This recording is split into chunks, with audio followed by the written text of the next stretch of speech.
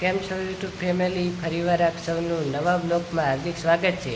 આજે છે જન્માષ્ટમી, તો હું તમને સરસ મજાના કોનલ ગામની અંદર પ્લોટ નીકળે છે તે પણ બતાવીશ અને અત્યારની આરતી પણ હું તમને બતાવીશ। આપણે દર વર્ષે જન્માષ્ટમી જોરદાર ઉજવીએ છીએ, પણ આ વર્ષે દર વર્ષની જેમ આ વર્ષે પણ ખૂબ જ વરસાદ છે અને આપ જોઈ શકો છો તેમ મારી પાછળ છે સરસ મજાનો ડોમ બનાવેલો હતો આપણે, પણ વરસાદના લીધે આ કાંઈ શક્ય બન્યું નહીં।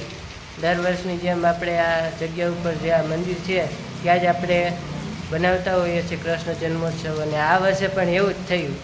કહેવાય ને કે ભગવાનની મરજી વિના આપણે કાંઈ કરી શકતા નથી, તો દર વર્ષની જેમ આ વર્ષે પણ આપણે મંદિરની અંદર જ કૃષ્ણ ભગવાનનો જન્મોત્સવ ઉજવશી। તો હું તમને સરસ મજાના થોડાક દ્રશ્ય બતાવવાની કોશિશ કરીશ કે આપણે ડોમની અંદર કેવું આયોજન કર્યું હતું। તો ચાલો કન્ટિન્યુ બની રહેજો બ્લોગમાં, તો હું તમને બતાવીશ બહારનો ડોમ। જય મહાકાળી મહાકાળી નવરંગ દૂધ દ્વારા આ સરસ મજાના કૃષ્ણ ભગવાન આપણે નજરે આવી રહ્યા છે। આવી જ રીતે આ બીજા પ્લોટમાં પણ આપણે કૃષ્ણ ભગવાન નજરે આવે છે। આવી રીતે સરસ મજાના કૃષ્ણ ભગવાન પ્લોટમાં તૈયાર કરવામાં આવે છે, અને આ નરસિંહ અવતાર સ્વરૂપે આપને દર્શન થાય છે આ કૃતિના। આમાં નરસિંહ ભગવાન આવે છે અને દૈત્યનો નાશ કરવા માટે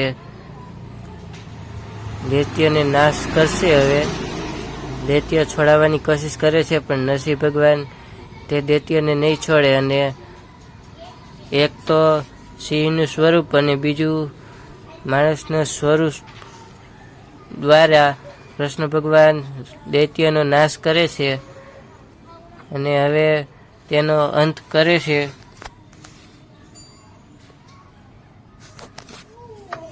આપ જોઈ શકો છો તેમ આ કૃતિ આવી રીતે પૂરી થાય છે।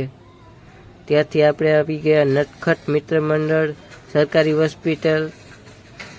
ત્યાં સરસ મજાના ડેકોરેશન કરેલું હતું ફ્લોટ્સનું, તો આપ બધા દર્શન કરી લ્યો। નટખટ દૂધ દ્વારા સરસ મજાના ફ્લોટના દર્શન આપને હું કરાવી રહ્યો છું।